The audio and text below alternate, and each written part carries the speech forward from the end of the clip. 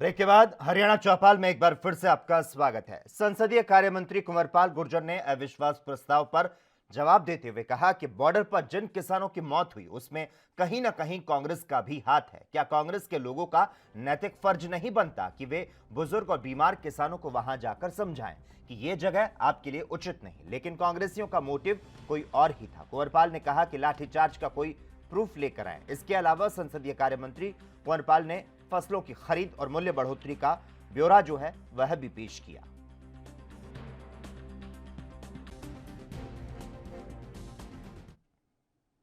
हरियाणा विधानसभा में बजट सत्र जारी है और इस बीच आज कांग्रेस के वरिष्ठ नेता रघुवीर कादियान का अलग ही रूप देखने को मिला। उन्होंने कहा कि डिप्टी सीएम को अगर अपनी कुर्सी पर 250 किसानों के खून के धब्बे नजर आए तो उनको तुरंत अपनी कुर्सी से इस्तीफा देते हुए चले जाना चाहिए। बीजेपी जेजेपी के विधायकों के शोर मचाने पर रघुवीर कादियान ने कहा कि अपने हलकों में एक बार जाएं।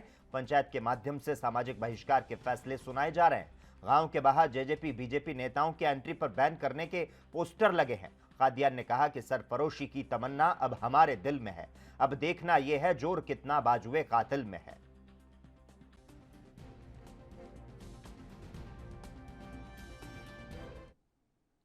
हरियाणा के चरखी दादरी से ओवरलोड ट्रैक्टर और बाइक के बीच एक्सीडेंट का मामला सामने आया। घटना में बाइक सवार दोनों युवकों की मौत हो गई, वहीं ट्रैक्टर सवार मौके से फरार हो गया। हादसे की सूचना पाते ही पुलिस मौके पर पहुंची और ट्रक को कब्जे में लिया तो साथ ही फरार ड्राइवर को हिरासत में लिया। घटना के बाद शव को पोस्टमार्टम के लिए अस्पताल भेज दिया गया। पुलिस ने आरोपी ड्राइवर के खिलाफ गैर इरादतन हत्या का मुकदमा दर्ज कर लिया है। एक्सीडेंट में मारे गए एक युवक की उम्र 38 साल है तो वहीं दूसरे की महज 16 साल। घटनास्थल पर मौजूद प्रत्यक्षदर्शी का कहना है कि एक्सीडेंट होने के बाद ड्राइवर ने संवेदनशीलता नहीं दिखाई और बाइक को घसीटते हुए 300 मीटर दूरी तक ले गया और आखिरकार मौके से फरार हो गया।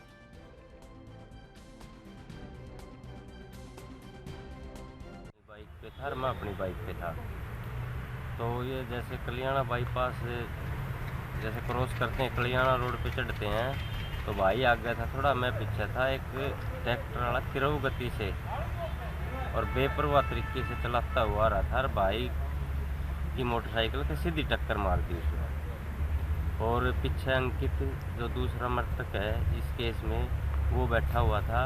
अंकित की वहीं पे मौके पे मौत हो गई और ट्रैक्टर वाला फिर भी रुका नहीं। भाई ट्रैक्टर की ट्रॉली में अड़च गया था और इसने ले जाएगा वो मेन चौक पर छोड़ा जी, यानी कि अड़चता मेन चौक पर वो उसकी ट्रेली से निकल गया था।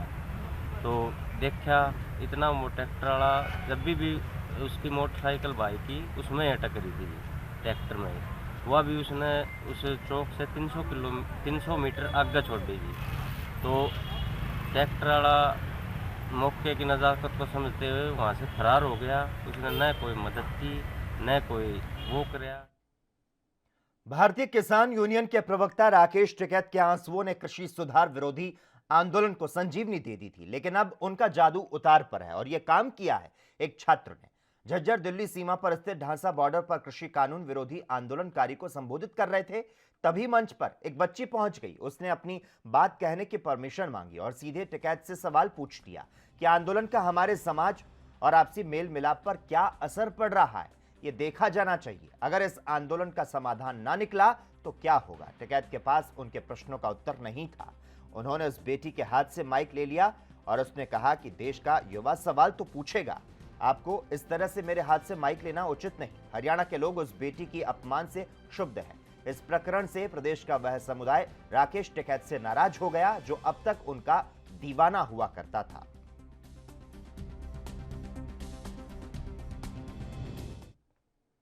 खबरों का सिलसिला लगातार जारी है। यहां वक्त है एक और छोटे से ब्रेक का।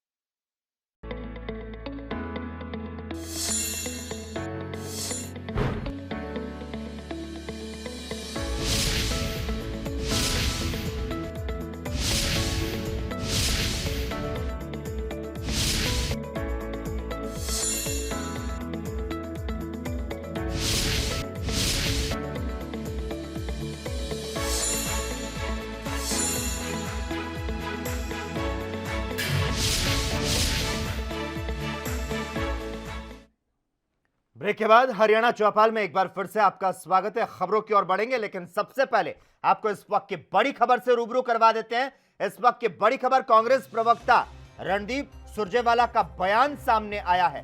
उन्होंने कहा कि सत्ता के भोग में किसानों के दुश्मन बने हैं मनोहर लाल खट्टर।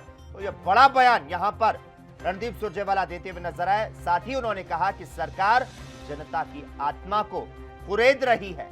सत्ता के भोग में किसानों के दुश्मन बने हैं खट्टर।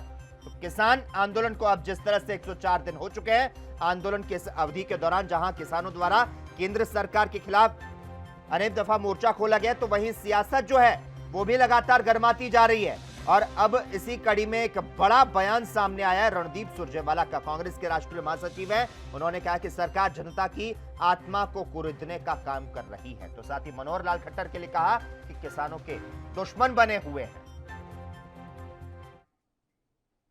हरियाणा के फतेहाबाद में फसल का बीमा करवाने के बाद भी खराब हुई फसलों का मुआवजा किसानों तक नहीं पहुंचा। इसी को लेकर आज फतेहाबाद के गांव मानावाली के किसान लघु सचिवालय पहुंचे और खराब हुई फसलों के मुआवजे को लेकर धरना दिया। किसानों का कहना था कि बीते वर्ष उनकी फसल खराब हुई, जिसकी जानकारी उन्होंने तुरंत प्रशासन को दे दी। बीमा कंपनी की ओर से सर्वे किया गया, लेकिन मुआवजा अभी तक नहीं आया। किसानों ने कहा कि उनके पड़ोसी गांव में किसानों को मुआवजा मिल चुका है, लेकिन मानावाली गांव में किसानों को खराब हुई फसलों का मुआवजा नहीं मिल रहा। इसी के चलते लघु सचिवालय पहुंचे हैं। आज एमडीसी साहब के फसलों का बीमा करवाया हुआ था और हमारा बीमा नहीं आया और अन्य गांवों में बीमा दे दिया गया है। इस बात को लेकर मानावाली गांव के किसान आए हैं और डीसी साहब से हम निवेदन करेंगे, ज्ञापन सौंपेंगे कि हमें बीमा दिलवाया जाए। हमारी फसल खराब थी और मौके पर पटवारी ने गिरदावरी भी की और बीमा कंपनी ने जाके जायजा लिया, लेकिन हमारा बीमा नहीं आया। ये हम डीसी साहब से निवेदन करने के लिए आज डीसी साहब से मिलने बाकी गाँवों के लोगों को। आप कौन से गांव से आए हो जी? हाँ, मानावाली से हैं जी। कौन सी फसल का बीमा नहीं मिला जी आपको? नरमे की फसल का नहीं मिलेगा। नरमा और उधर हरियाणा के नूंह जिले में कोविड-19 के पिछले 24 घंटे में 3 नए केस सामने आए हैं। वहीं एक भी मरीज डिस्चार्ज नहीं हुआ। इसके अलावा अब तक जिले में कोविड-19 से 30 लोगों की मौत हो चुकी है। कोरोना एक बार फिर से सिर उठाने लगा है। सबसे खास बात है कि नूंह जिले के झिमरावट गांव में 3 नए मरीजों में कोरोना की पुष्टि हुई, जो चिंता का विषय है। इसके साथ ही देश में कोरोना की संख्या में लगातार इजाफा हो रहा है, लिहाजा इससे बचने के लिए सावधान रहने की जरूरत है। तो साथ ही नियमों का पालन करना उतना ही जरूरी है। कोविड की जहाँ तक बात है, पिछले 10-12 दिन से पूरे देश में ही केसों की बढ़ोतरी है। खासकर पंजाब, दिल्ली और हमारे हरियाणा में भी 100 से नीचे केस आ गए थे, लेकिन अभी मोर देन 200 डेली केसेज आ रहे हैं। इसमें नूंह जिले में भी जैसे कल 3 केसेज आए, एक ही गांव थे, झिमरावट गांव था। तो केस तो कभी कम कभी ज़्यादा, ये तो आते ही रहेंगे। और जहाँ तक सैम्पलिंग है, हमारी सैम्पलिंग भी 500 के आसपास डेली हो जाती है और वही साइट से हमारी जितनी भी है। अभी फ़िलहाल हमारे ज़िले में 5 एक्टिव केस हैं, 2 होम आइसोलेशन में हैं और 3 सीएच मांडीखेड़ा में हैं। और जो मांडीखेड़ा से जो 2 पेशेंट थे, शायद वो होम आइसोलेशन में चले गए हैं वापस। वैक्सीन पहले जैसे जो फ्रंटलाइन वर्कर थे, हेल्थ का डिपार्टमेंट था, उसके बाद अगर आपके पास कमर्शियल या नॉन कमर्शियल चौपहिया वाहन है तो यह खबर आपके लिए बेहद ही जरूरी है। अब वाहनों पर हाई सिक्योरिटी नंबर प्लेट के साथ साथ कलर कोडेड स्टिकर भी अनिवार्य कर दिया गया है। अगर किसी वाहन पर यह स्टिकर नहीं लगा तो चालान के तौर पर 2000 रुपए तक का जुर्माना भुगतना पड़ सकता है।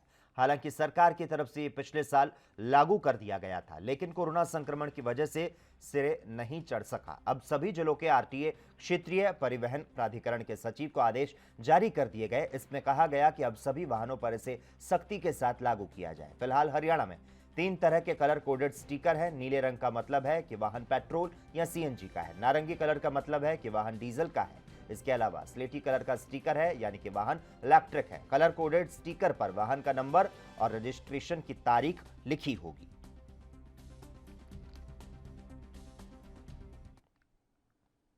कोरोना काल में किराया बढ़ाकर कम ट्रेनों में घाटे से उबरने की रेलवे ने योजना तैयार की है। 5,470 करोड़ रुपए का लक्ष्य मार्च 2021 तक पूरा करना है। रेलवे हरियाणा समेत देश भर में और स्पेशल ट्रेनें पटरी पर उतार सकती है। वित्त वर्ष 2019-20 की तुलना में चालू वित्त वर्ष 2020-21 में यात्रियों से मिलने वाले किराए में 78% कमी आई। ट्रेनों में भीड़ ना बढ़े, इसीलिए पैसेंजर ट्रेन को मेल एक्सप्रेस का दर्जा देकर किराया बढ़ाकर पटरी पर उतारा जा चुका है। अब रेल मंत्रालय ने देश भर के किस जोन में कितना लक्ष्य बचा है, इसकी सूची जारी की है। उत्तर रेलवे में हरियाणा का अंबाला, दिल्ली और यूपी के कुछ जिले आते हैं। इन पांचों मंडल में 630 करोड़ रुपए का लक्ष्य रखा है, जिसे 31 मार्च तक पूरा करना है। सबसे ज्यादा लक्ष्य सेंट्रल रेलवे को पूरा करना है, जो कि 915 करोड़ है, जबकि सबसे कम मेट्रो 38 करोड़ और दक्षिण पूर्वी मध्य रेलवे की 78 करोड़ रुपए है।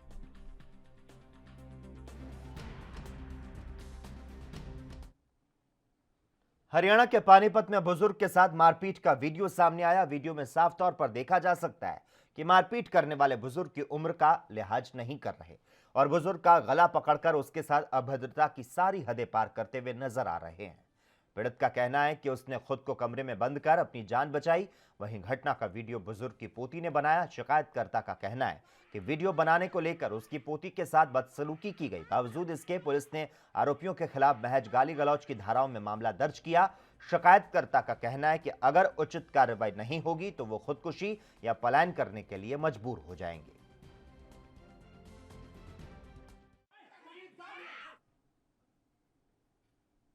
पलवल की पुलिस लाइन स्थित एक स्कूल के विद्यार्थियों ने इंटरनेशनल स्तर पर आयोजित सीपीएस ओलंपिक प्रतियोगिता में 33 मेडल प्राप्त कर परचम लहराया। प्रतियोगिता में हिस्सा लेने वाले विद्यार्थियों ने शानदार प्रदर्शन करते हुए 19 गोल्ड, 10 सिल्वर और 4 ब्रांज मेडल पर अपना कब्जा किया। इस उपलब्धि पर सभी विद्यार्थियों को स्कूल परिसर में जिला पुलिस अधीक्षक दीपक गहलावत ने मेडल पहनाकर और प्रशंसा पत्र देकर सम्मानित किया और उनके उज्जवल भविष्य की कामना की।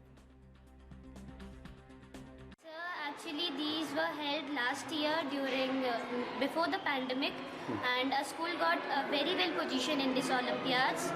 Students did very well. They put up their best. Today, SP sir came to our school. They gave us their blessings and blessed us with these certificates and medals. कैसा आगे कहाँ तक खेलना चाहते हो? किस तरह की ट्रेनिंग आपके स्कूल में कराई जाती है? Sir, teachers do their best to put up on us. They are very hardworking. They put up their all the best. They make students best, and we will. Haryana के चरखी दादरी एसडीएम डॉक्टर वीरेंद्र सिंह ने school बसों की checking का अभियान चलाया। इस दौरान 8 से 10 स्कूल बसों के चालान काटे गए। एसडीएम वीरेंद्र सिंह ने मीडिया से बातचीत करते हुए बताया कि आज हमने स्कूली बसों का निरीक्षण किया। इस दौरान स्कूल बस ड्राइवर को कोविड-19 नियमों के बारे में बताया गया। जानकारी के अनुसार ये रूटीन चेकअप था और इस तरह के चेकिंग अभियान रूटीन में चलाए जाएंगे।